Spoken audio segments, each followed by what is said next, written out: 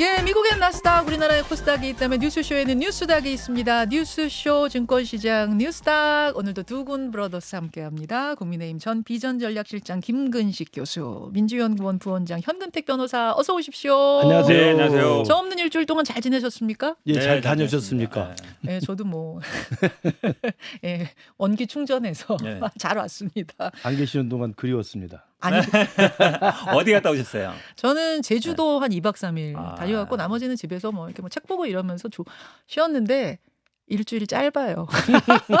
아니 제가 요즘 이게 보니까 예. 제도 이제 고향 제주도잖아요. 아, 제주도? 저는 잘 못 가는데 저보다 제주도를 더 많이 가시더라고요. 주변 분들이 더 잘 아니, 알아요. 그리고 저는 해안가로 쭉 돌았거든요. 예. 그러다가 이제 조금 이쁜 카페 있으면 들어가기도 하고 뭐 해물라면도 먹고 뭐 이러면서 해안을 쭉 돌았는데 좋더라고요. 덥지 않아요? 해안가는 그늘이 잘 없을 텐데. 보통 아, 뭐 숲길이나 이런 데는 산길은 많이 가던데. 근데 바람이 좋았어요. 아, 예. 아. 태양 이 얘기하다 또 시간 다 가네. 야, 이 얘기는 나중에 좀 네. 하시고. 제가 없는 일주일 동안 굉장히 다양한 일들이 많이 벌어졌더라고요. 롤스로이스남 굉장히 화제였는데 요 롤스로이스남 사건이 정치권으로 튀면서 한동훈 장관과 박용진 의원의 설전도 있었고, 오늘 아침에는 또 뭐 김건희 여사 트위터?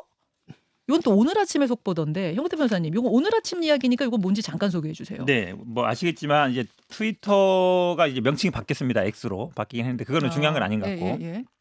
이제 김건희 여사가 아마 이제 이 트위터에 보면은 인증 마크가 파란색, 노란색, 회색 이 세 가지가 있어요. 예. 근데 이 회색은 정부 기관이나 정부 인사 이런 분들한테 주는 거거든요. 왜 주는 거냐면 공식 계정이다. 아, 이건 공식. 그렇죠, 왜냐면 그렇죠. 가짜들이 많으니까. 그렇죠. 예, 왜냐면 예. 그걸 사칭하는 사람들이 많기 때문에. 음. 그런데 이걸 아마 이제 트위터를 만들었고 공식 그 트위터에 요청을 했는가 봅니다. 회색으로 지정해 달라. 근데 트위터 코리아나 본사에서는 아니 지금 뭐 공식적으로 어떤 기관이 있는 것도 아니고 지금 뭐 대통령실에서 관리하는 직책도 있는 거 아니기 때문에 곤란하다. 이러니까 아마 외교부에 요청을 했나 봐요. 외교부에서 대통령실이 외교부에다가. 그렇죠. 이게 좀 이렇게 회색 인증 마크를 받게 해달라. 김건희 여사 트위터 계정도 공식 마크를 좀 받게 해달라. 그렇죠. 지금 잠깐 저희가 보여드리고 있는데 여기서 회색 마크라는 게 뭐예요? 저 V 표시 있는 거 있잖아요. 김건희란 이름 옆에 네네네. V자로 요게 회색이에요? 아, 저게 회색이구나. 근데 어쨌든 이제 이 회색- 얘기하면서 이제 예. 질 바이든 여사 사례를 들었나 봐요. 질 예. 바이든 트위터는 저렇게 돼 있고 그 다음에 이제 어쨌든 공식 인증을 받았기 때문에 이거 보이지 않습니까? 저렇게? 아, 질 바이든 예. 옆에 회색 V자가 있네요. 그렇죠. 예.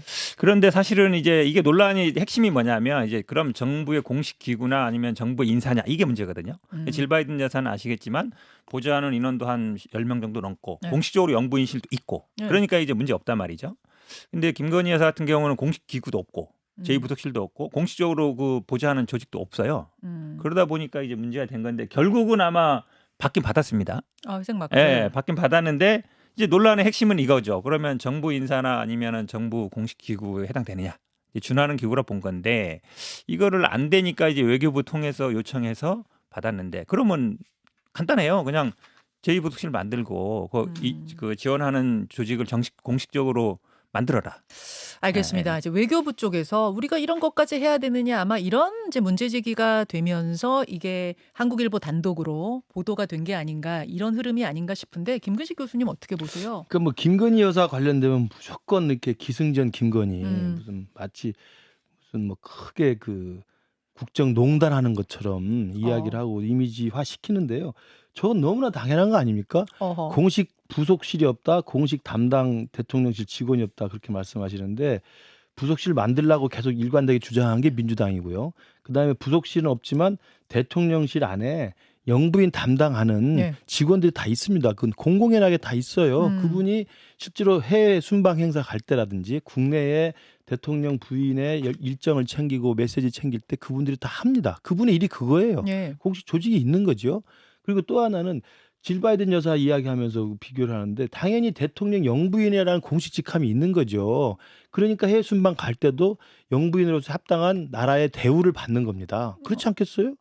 그러니까 이게 무슨 타이틀이 없다. 뭐 그 대통령 배우자라는 걸 타이틀로 할지 모르겠습니다만 타이틀이 없어서 이 트위터에 가가지고 회색 표시를 요구한 것은 월권이라고 생각하는 것은 저는 기승전 김건희 그 때리기 그 정도밖에 안 돼요. 저는 누구나 다 우리 대통령 부인으로서 활동을 하는데 다른 어떤 위장 다른 사람들이나 트위터에서 다른 것들의 어떤 해악 같은 걸 미리 막기 위해서 회색 그 표시를 받는 건 오히려 우리가 지켜줘야 되고 환영해야 될 일이 아닌가 싶은데요. 별걸 다 가지고 시비다 그런 그렇죠. 말씀이에요. 이게 어떻게 저 정도 갖고 할 게 너무 이 무더위에 너무 짜증나는 일 아닌가? 왜 그것값 시비를 걸어요? 이것까지 아니 저는 그 변호사님. 회색 마크 받을 수 있다고 봐요. 당연하죠. 근데 전제는 그거잖아요. 지금 말씀하신 예. 것처럼 그 공식 기구와 인원과 이게 있으면 된단 말이죠. 예, 예. 근데 지금 김 교수님 말씀도 보면 사실상 하는 사람은 있는데 전적으로 맡아서 하거나 전적으로 맡아서 하는 기구가 없다는 거예요. 그게 중요하거든요. 왜냐하면 공식적이냐 비공식적이냐 중요합니다. 되게. 근데 공식적으로는 없어요. 아니, 그러면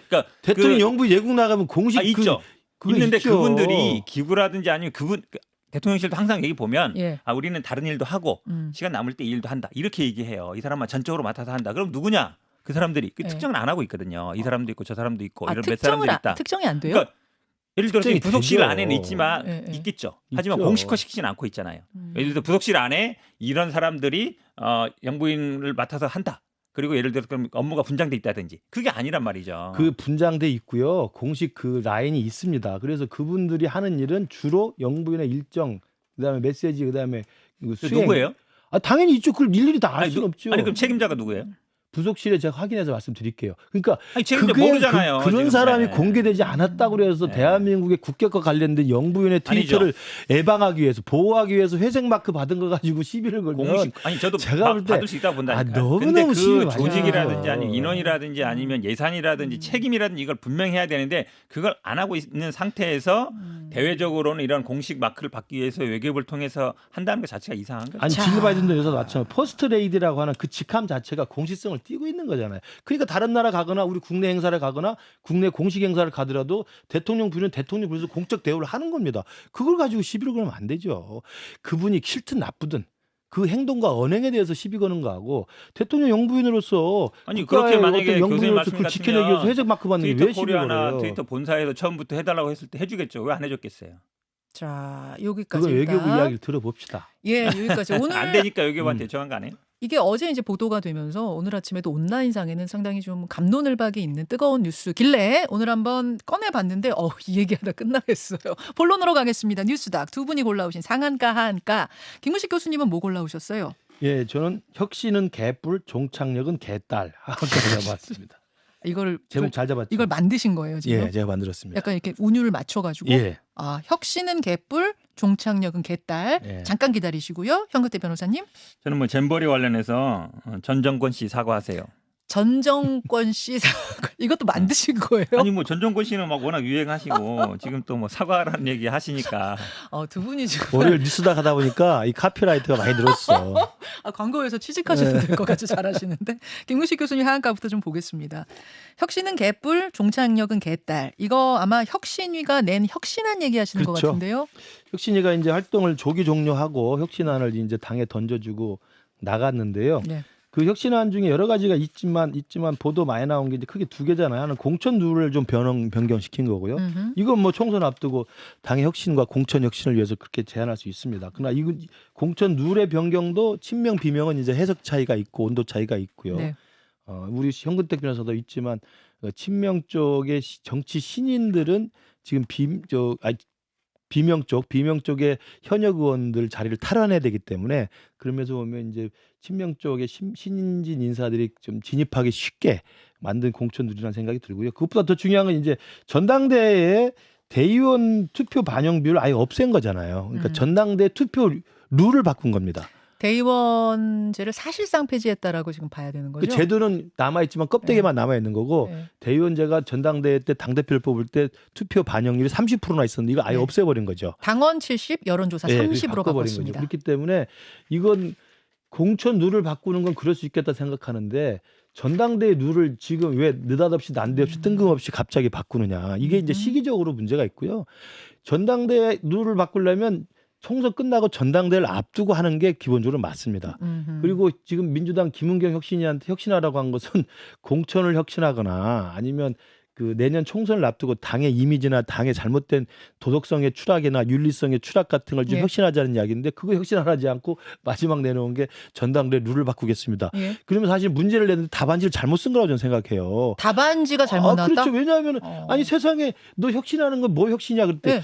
그럼 내년 공천 앞두고 총선에서 이기기 위해서 당의 이미지를 혁신하는 게 자기 문제를 낸 건데 예. 답은 그 공천 끝나고 내년 총선 끝나고 전당대 룰 이렇게 바꾸면 될 것 같습니다. 이걸 내는 거잖아요. 자, 현 변호사님 어떻게 보세요? 우리 교수님이 저하고 방송을 수십 번 하고 네. 이 대의원제 얘기를 제가 수백 번 얘기했는데 잘 안 들으신 것 같아요, 문제를. 왜요? 왜 그러냐면 이 혁신이 왜 만들었습니까? 돈봉투. 돈봉투. 시작은 제가 돈봉투죠. 100번도 더 얘기했어요. 돈봉투 왜 만들어졌냐. 대의원한테 오더 내려달라고 한 거다. 핵심이다 그게. 1인 60표인데 그거는 당원이 128만일 때 기준이고 지금 혁신위에서 발표한 거 보니까 당원 245만이에요. 예. 그러면 대의원 한 표가 당원 115표랑 같아요. 음. 이러면 돈봉투의 유혹은 더 커져요. 사실은 처음에 만든 이유가 이 돈봉투 사건하고 코인은 개인 문제잖아요. 돈봉투 구조적인 문제고. 그러니까 이 대의원제 그러니까 1인 1표 하자는 얘기거든요. 답안지 틀린 거 없다 그 말씀이세요? 시작이 문제 돈봉투였으니까. 자체가 돈봉투 문제를 어떻게 해결할 거냐 나온 거기 때문에 그 예. 핵심이 대의원한테 오더 내려달라고 만든 거기 때문에 이 예. 대의원의 1인 1표를 만들면 된다라고 한 게 문제를 잘못 읽은 거야. 아니에요. 문제 왜냐면 잘못 읽은 제가 이 얘기를 처음 얘기하는 게 아니고 예. 아시겠지만 아 들었지, 이제 들었어요. 방송 나올 때마다 아, 얘기했단 그러니까. 말이에요. 자. 대의원제도의 네. 문제점을 계속 자. 지적한 게 들었는데 네. 돈봉투 문제를 해결하는 것은 정당 민주를 해서는 돈봉투를 주면 안 되는 민주당의 정당성과 도덕성의 추락 문제였지 돈봉투가 개의원제가 문제니까 대의원제 없앤다? 이거 사실 그러니까 문제를 교수님이 잘못 안 들은 읽은 얘기예요. 거죠. 제가 이 얘기를 돈봉투 아이고. 사건의 핵심이 대의원제라는 얘기를 100번도 더 얘기했어요. 잠시만요. 아니 잠시만요. 대의원제 있다고 다 돈봉투 돌렸습니까? 아니잖아요. 이게 지금 돈봉투 돈진 사람의 도덕성의 문제인 거지. 원인이라는 거죠. 원인. 그러니까 문제를 구조적인 잘못 원인을- 해석한 거야. 아니 휴가는 제가 얘기할 때는 제가 그때는 휴가 갔다 왔는데 아니, 두 분이 그때는 에너지가 이렇게 다 넘치세요. 호응하셨어. 맞다. 아니. 우리는 그거 15년 전에 없앴고 우리는 돈봉투 안 돌린다. 그러니까 이랬거든요. 근데 기본적으로 지금은 완전히 다른 얘기예요. 대의원제가 권리당원분에서 과대 반영되는 것에 문제점은 맞는데 제가 말했잖아. 왜 느닷없이 난데없이 뜬금없이 이 시기에 그걸 내놓냐 이거예요. 자, 김 교수님 얘기잖아요. 그러면 왜라고 보시는 건데요? 당연하죠. 왜냐하면 포스트 이재명 체제를 대비하기 위한 이재명 후계 체제 확립을 위한 룰 변경이에요. 포스트 이재명이요. 그렇죠. 왜냐하면 이재명 대표 8월이나 9월 체포영장 갈 거 아닙니까? 체포동의안? 그러면 가결될 가능성이 높죠. 그러면 구속영장 실질심사 가야 돼요. 구속영장이 떨어질 수 있어요. 저는 떨어진다고 봅니다. 그러면 감옥에 가는 겁니다. 현직 제1야당 대표가. 예. 감옥 가서도 당 대표로서 업무를 수행할 수는 없잖아요. 그러면 이재명 대표 이유를 생각해야 됩니다. 그러면 12월 이전에 포스트 이재명 체제를 논의하려면 전당대회를 새로 치러야 돼요. 네. 그 고민까지 하고 그러면 전당대회 치르려면 어떻게 됩니까? 이재명 체제를 그대로 옹이 보유할 수 있는 포스트 이재명을 그 후계자를 만들어야 될 거 아닙니까? 그 그러면 시스템이다. 그러려면 대의원제를 없애는 게 가장 확실한 이재명 후계자 키우는 작업이죠. 우리 김 교수 그걸 다 뇌피셜로 하고 나서 하는 거예요. 교수님이 그래서 비밀계가 반대하는 고질병이 또 거예요. 도시는 것 같아. 뭔가요? 깔때기 이재명. 왜 그러냐면 깔때기, 아니, 들어보세요. 깔때기 김 들어보세요. 제가 사실은 아시겠지만 작년 전당대회 앞두고도 이 대의원제 폐지해야 된다는 얘기 계속 얘기했어요. 그때 예. 똑같아요. 1인 1표 해야 된다 했잖아요. 그럼 그때도 이재명 대표 물러날 걸 전제로 해서 물러날 거니까 포스트 이재명 생각했겠어요? 아니 그 그게 전당대 아니에요. 직전에 했어야지. 그때도 얘기하고 그 이후에도 계속 얘기했어요. 지금 전당대회가 없잖아요. 제 얘기 좀 들어보세요. 제 얘기 기회니까. 전당대회 앞에도 이 논란이 있었어요. 그때는 뭐라 그랬냐면 이 반대하신 분들은 네. 전대 앞두고 룰 바꾸면 안 돼. 그대로 해야 돼. 이런단 말이에요. 전대 앞이면은 전대 앞이라서 안 된다 그러고 그렇죠. 전대가 멀리 떨어져 있으면 멀리 떨어져서 안 된다고 그러지 전대 않느냐? 앞에 두고 하자는 얘기. 급한 거 아니다. 그럼 하지 말자는 얘기다 그거예요. 그렇죠. 그런데 핵심은 이거예요. 이게 돈봉투의 원인 제거 목적도 있지만 그러니까 표의 등가성이에요. 눈에 얘기하잖아요. 국민의힘은 1인 1표예요. 대의원제 그대로 있고 예. 그렇게 한단 말이에요. 예. 간단해, 심플해. 우리 당 굉장히 복잡하게 돼 있거든요. 거기까지 이해해요. 없애자는 얘기가 이게 기본적으로. 그러니까 표의 등가스 인정하고 이해하는데 네. 제가 말한 예. 혁신위를 왜 만들었는가에 대해서 돈봉투 사건을 예로 들면서 돈봉투를 뿌린 그 정치인의 부도덕성을 이야기하지 않고 이게 대의원제도가 연원이니까 대의원제도 없애기 위해서 이게 대의원제 폐지한다는 것은 포스트 이재명 체제 후계자를 노리는 가장 저는 알겠습니다. 정치적 의도가 있고 하나만 말씀드리면 예. 2015년에 영국 노동당에서 똑같은 이유로 당원들의 1인 1표를 강화한다고 해서 대의원제도를 없애고 예. 바꿔가지고 제러미 코비진이라고 하는 강경 극좌 당수가 당선이 돼요. 예, 예. 그래서 1935년 이후에 최대 참패를 당합니다. 노동당이 그때부터 완전 풍지박산 났어요. 그러니까 저는 지금 제가 아까 개뿔이고 개딸이라고 말한 거 뭐냐면 혁신하라고 했던 혁신은 다 실종돼 버리고 개딸들의 힘을 빌려 가지고 이재명 이후 체제를 대비하는 친명들의 굉장히 신모 원료다 이게. 그거 알기 때문에 비명 개진지 집단 반발하고 있는 거예요. 제가 그 한마디만 딱 할게요. 국민의힘은 1인 1표거든요. 그러면 이제 극성 당원들이 주도하고 막 신천지 같은 사람들이 막 우리는 휘둘리고 그런 그들하고 정당. 결별했죠. 얘기 들어보세요. 결별했죠. 그런 우리는. 당이에요? 아니에요. 15년 전에 이미 없어지고 항상 그 국민의힘 쪽 분들은 야 민주당 그러니까 지금 돈봉투 돌리는 거 아니냐. 우린 돈봉투 없어진 지 오래. 이미 대의원 가중치 없어졌어. 이러고 있거든요. 그러니까 국민의힘이 시기적으로 얘기 들어보세요. 하자는 거지. 국민의힘이 하는 거는 굉장히 좋은 자, 거고 자, 제가 자, 하자는 거는 잠시만요. 똑같은 얘기 하고 있는데 잠시만요. 그걸 뭐 자, 오랜만에 박수 쳐야 돼. 자, 잠시만요. 말이 되는 논리를 우리 하세요. 말이 태극기와 되는 결별을 다 논리를. 끝냈고 아니, 민주당은 지금도 당 지도부가 아니, 김 교수님 잠시만요. 있잖아요. 지금 두 분이 싸우는 건 중요하지 않아요. 이거 어차피 민주당 안의 혁신안, 민주당 안에서 받아들이면 그만이고 거기에서 갈라지면 땡인데, 그렇죠. 땡인데 지금 내부 분위기가 어떤가 이게 더 중요한 겁니다. 지도부 안에서 의견이 갈려요. 들어보시겠습니다. 총선에 영향을 미치는 것도 아니고 국민의 민생과 관련된 시급성을 다투는 것도 아닌 일로 이런 무리수를 두어야 하는 이유를 찾기 어렵습니다. 더 많은 권리를 가진 사람들이 혁신에 저항하는 것은 자연스러운 과정입니다. 내 마음에 들지 않는다고 혁신을 거부하는 것은 자기 스스로를 낡은 존재로 만들 자, 고민정 최고위원 의견하고 서은숙 최고위원 의견을 제가 연달아 들려드렸는데 이렇게 지도부 안에서도 지금 의견이 갈리는 가운데 내일 모레 16일에 의원총회 열고요. 28일부터 1박 2일 동안 의원 워크숍이 있습니다. 여기서 아마 이 문제가 논의가 될 겁니다. 혁신안의 운명 어떻게 될 것이냐? 고우냐? 스탑이냐? 김근식 교수님? 저는 그게 혁신안은 결국 분열을 잉태해서 비명과 친명을 화해 불가능한 지경까지 갈 겁니다. 왜냐하면 이게 아까 공천들은 차치하더라도 포스트 이재명 체제를 향한 약쪽 친명과 비명의 셈법이 완전히 다르기 때문에 예. 이 공천룰이 아닌 전당대 룰을 바꾼 그 의도에 대해서 비명계는 의심할 수밖에 없을 그럼 거예요. 일단 지도부는 이재명 대표 아래 이제 지도부는 예. 고 쪽으로 결정할 당연히 거라고 그죠. 보시는 왜냐하면 후계자를 거고 키워야 되니까. 고가 결국은 분열로 당연하죠. 분열이라면은 당이 갈라진다는 뜻이에요? 이재명 대표를 그대로 뜻을 이어받는 권리당원 개딸 중심의 후계 체제를 만들어야 우리 현 변호사도 예. 공천을 받을 수 있고 예. 새롭게 진입할 수 있는 친명 정치 지망생들이 받을 수가 있어요. 그러나 지금 기존에 현역에 있는 비명계들은 알겠습니다. 목숨을 걸고 반대하죠. 당이 갈라질 거다라고 보시는 뭐 거예요? 그렇게 갈 가능성도 배제할 수 없다. 자, 현 변호사님 고우냐 김 스탑입니까? 교수님의 희망사항이고 분열돼서 이제 어찌 보면 갈라졌으면 좋겠다는 건데 저는 근데 1인 1표는 갈 수밖에 없다고 봐요. 왜 그러냐면 이거는 뭐 정당 민주주의 기본이기 때문에 갈 일단 수밖에 고우다. 없는데 예. 근데 아마 이제 의총이나 이제 워크숍에서는 반대 의견이 많이 나올 수 있다고 봅니다. 왜냐하면 현재 민주당 대의원은 그 지역위원장들이 추천하게 돼 있어요. 당원들이 선출하는 게 아닙니다. 예, 예. 굉장히 큰 차이가 있는 거죠. 그러면 어쨌든 현재 의원들은 기득권을 갖고 있기 때문에 이걸 놓치고 싶지 않겠죠.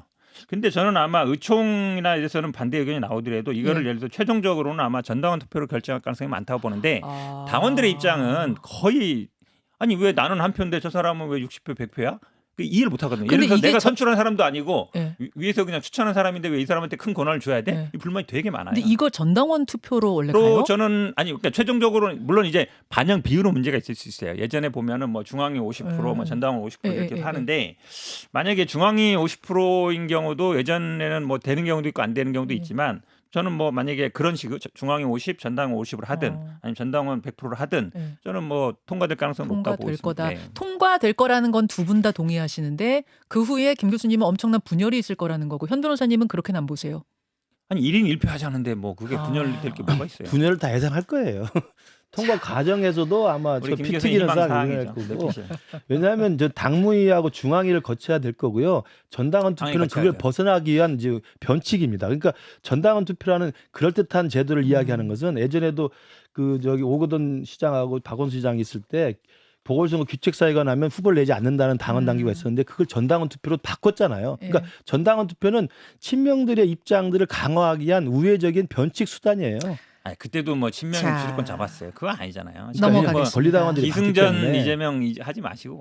요 얘기는 아마 뭐 내일이도 모레든 계속될 것 같아서 두 분의 의견은 여기까지 듣는 것으로 하고 뉴스닥 현근택 변호사의 하한가로 넘어갑니다. 시간이 많지가 않네요. 한 5분 정도 남았죠. 하한가로 전정권 씨를 골라오셨는데 성은 전이요, 이름은 정권. 근데 정말로 어딘가에 이런 분이 살고 계실 것 같아요. 그래요. 정권. 그러네요. 네, 정권 이렇게 부르진 않고 정권 씨. 그분한테 죄송한데 아무튼 아무튼 뭐 사과하세요 이런 제 말을 들어서 그런지 모르겠지만 문재인 전 대통령께 사과했습니다. 아무튼 예. 문재인 전 대통령의 SNS 어제 SNS를 좀 보겠습니다. 보면은 사과를 하면서 사과와 위로의 마음 전합니다라고 하면서 서도 여기에 이제 반박의 뜻도 좀 있는 것 같고 일단 이거 어떻게 읽으셨어요, 현 변호사님은 이 SNS? 이게 지금 어쨌든 뭐 문재인 정부 때 준비가 부실했던 거 아니냐라고 이제 김기현 대표도 얘기하고 네. 지금 국민의힘 쪽에서 문제 삼고 있기 때문에 저는 문재인 대통령 입장에서도 뭐 본인의 이제 책임도 없지 않다라는 얘기도 있고 중요한 거는 이제 아마 윤석열 대통령도 사과하기 바라는 마음이 좀 들어있는 것 같아요. 저는 이제 그 네. 질문을 지금 드리려고 네. 했어요. 사실은 국민의힘에서 전 정권 이야기를 하지만 문재인 전 대통령이 사과하십시오. 잼버리를 두고 그렇게 콕 집어서 이야기하진 않았는데 책임 있다라고는 얘기했죠. 사과하시오 이렇게 요구하진 않았는데 네. 문재인 전 대통령이 SNS를 먼저 올린 이유가 뭘까 좀 궁금했거든요. 이건 윤석열 대통령도 사과하시오라는 의미가 담겨 있다고 보세요? 저는 약간 그렇게 익힙니다. 왜 그러냐면 사실은 윤석열 대통령 아시겠지만 올해 3월에 막 그 스카우트 연맹 명예총재 네. 내가 예전에 스카우트도 했고 막 이래서 와가지고 전폭 지지하겠다 그랬고 그날 개영식 때도 뭐 엄청나게 막 VIP 대접 받으면서 입장하고 막 이랬거든요. 예. 그러면 사실은 이거는 윤석열 대통령의 행사였다고 봐야 되는 거예요. 총 책임자도 있고. 그런데 지금 흘러가는 모양새는 뭐 전북도 탓이다. 전 정권 탓이다. 이러고 있거든요. 그러니까 우리가 평창 올림픽이든 아니면 옛날에 월드컵이든 다 옛날에 개최 행사라든지 주관하는 거는 그 전 정부에서 합니다. 하지만 실제로 집행하고 이루어지는 거는 그 현 정부의 책임이 맞지 않습니까? 근데 지금 윤석열 대통령이나 지금 현 정부에서 하는 거 보면 오송 참사도 그렇고 이태원도 그렇고 다 보면 남 탓이에요. 하위직 책임이고 그렇게 가는 거에 대해서 아니다. 지금 현 정부 현 대통령도 이 부분에 대해 책임을 지고 제가 보기에는 이게 사실은 다시 우리 국민들만 대상이 아니에요. 영국 그 잼버리 그분들이 철수하면서 얘기하는 거 보면 대원들이 화장실 문제, 화장실 더럽다. 그다음에 의료 문제, 그다음에 먹는 거 문제 아주 단순한 문제였거든요. 그러면 이게 외신에 엄청나게 많이 논란이 됐고 우리나라의 어떤 국정 운영 능력이라든지 이런 것들에 대한 많이 비판이 있었기 때문에 우리나라를 대표하는 사람이 누구겠습니까? 대통령 아니겠습니까? 그럼 대통령이 알겠습니다. 공식적으로 이 잼버리 참가했던 분들이라든지 아니면 그 다른 국가들에 대해서 네. 사과를 하는 게 맞다고 봅니다. 전 정권 씨가 사과했으니 이제 현 정권 씨도 사과를 해라.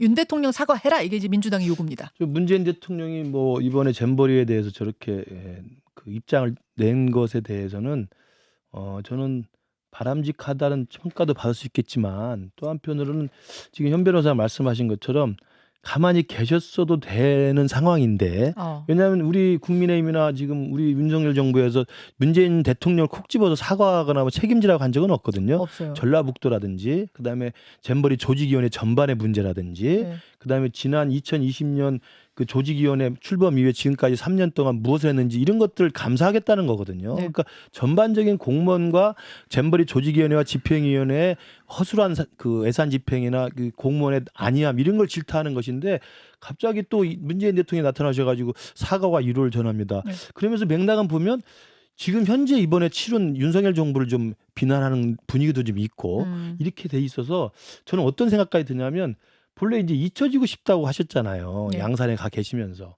근데 잊혀지겠다고 하신 분이 잼버리 대회 평가는 지금 지난 주말에 가장 정치권에서 뜨거운 이슈입니다. 예. 여야가 팽팽히 맞붙어 있는 이슈예요. 예. 그 이슈에 한복판을 툭 끄집어내가지고 이러저러 하니 이렇다라고 이야기를 하면 오히려 전직 대통령 문 대통령이 이 잼버리 책임론을 가지고 둘러싼 정치권의 공방에 한복판에 지금 폭약을 들고 들어온 거예요. 한복판에 뛰어들었다. 그렇죠. 그러니까 이 부분에 대해서 이제 지금 말씀하신 것처럼 그러니까 윤석열도 사과해라 이런 이야기가 나오는 거거든요. 저는 이것도 지금 내년 공천을 앞두고 민주당 내 친명 비명계 지금 이 삿바 싸움이 진짜 치열한데 이 친명 비명 간의 삿바 싸움에서 일정 정도의 정치적인 의도를 가지고 저는 입장을 냈을 거라고 생각해요. 우리 김 교수님은 항상 뭔가 이제 음모론을 많이 말씀드리는데 사실은 지난 7일 날 휴가에서 30초? 돌아온 우리 김기현 국민의힘 대표님께서 뭐라고 하셨냐? 세계 잼버리 새만금 유치가 확정된 것은 2017년 8월 문재인 정권 시절입니다. 관련 특별법이 국회를 통과하고 종합 계획을 수립같이 이루어진 것도 모두 문재인 정권 시절에 주도했던 일임을 민주당 지도부도 모르지 않을 것입니다. 한마디로 얘기하면 전 정권 탓이다라고 얘기를 했어요. 이 얘기를 안 했으면 이 논란이 될 이유가 없어요. 아니 대통령 보고 책임지라고는 안 했죠. 아니 주도했던 게 문재인 정권에서 뭐 예산 수립하고 그다음에 유치를 확정했기 때문에 그 말이 뭐예요? 잘했다는 얘기예요? 책임 있다는 얘기잖아요. 조직위원회와 전라북도와 지방정부와 그 조직위 정부 단체의 문제점을 지금 지적하는 거예요. 지금 이제 감사 이게 어디 문재인 정권 얘기하는데 무슨 조직일 얘기하는 거예요. 말이 안 되는 감사를 거예요. 감사원이 곧 착수할 그럼요, 것 그럼요. 같고요. 예. 민주당에서는 국정조사 요구하고 있는 상황이고 이래서 책임 공방은 뭐 계속 이어질 것 같습니다만 이제 국민들 보기에는 사실은 이거 이러다 흐지부지 또 끝나겠구나. 사실 벌써 이런 느낌이 들어요. 책임자 분명히 책임 소재 가려야 하는데 근데 그냥 이렇게 감사원 싸우다 감사 끝나겠구나. 결과가 나오면 분명히 문제는 지적이 되고 재발 방지책 같은 건 나와야 될 겁니다. 제가 보기에는 뭐 이태원 참사처럼 갈 겁니다. 왜냐면 하위 뭐 전라북도라든지 아니면 여가부 장관이라든지 이 선에서 끝내고 위에 사실은 조직위 수장은 여가부 장관이지만 지원위원회가 있거든요. 지원위원회 위원장은 총리예요. 근데 뭐 예산 청구했을 때 안 받았던 사람은 경제부총리도 다 들어갈 수밖에 없는데 그냥 밑에 하위 어차피 없어질 여가부 그다음에 뭐 힘없는 지자체로 책임 미룰 가능성이 제가 보기엔 99%라고. 두고 보겠습니다. 두 분과는 여기서 인사 나누죠. 뉴스닥 두군 브라더스 고맙습니다. 감사합니다. 김현정의 뉴스쇼는 시청자 여러분의 참여를 기다립니다. 구독과 좋아요, 댓글 잊지 않으셨죠? 알림 설정을 해두시면 평일 아침 7시 20분 실시간 라이브도 참여하실 수 있습니다.